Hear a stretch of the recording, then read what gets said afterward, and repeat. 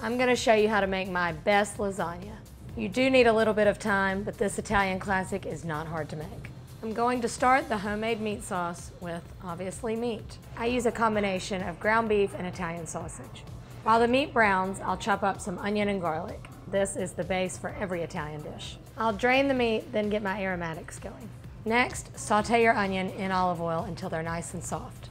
Add a little salt to help them soften. When the onions are translucent, add your garlic. Let the garlic cook for about 2 minutes. Bring that to a simmer and let all the flavors come together. While that simmers, I'm moving on to my secret ingredient for this lasagna. My lasagna doesn't have the traditional ricotta and egg filling. I make a creamy bechamel with a little bit of ricotta in it. Bechamel is a basic creamy white sauce. After my neighbor from Rome taught me how to make lasagna with bechamel filling, I never went back. Start with equal parts butter and flour.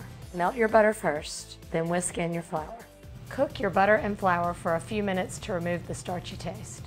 Next, whisk in some milk. Whisk it well to make sure there are no lumps. Season your bechamel with salt, pepper, and a little fresh grated nutmeg. Next, turn off the heat and stir in some ricotta cheese. After the sauce is simmered, stir in some fresh basil and parsley. Always add fresh herbs at the end. Don't be scared to taste as you go. It's time to assemble. You can use whatever type of lasagna you want. I use the traditional box noodle and cook them 6 minutes. To assemble, start with some sauce at the bottom of your dish. Next, a layer of pasta.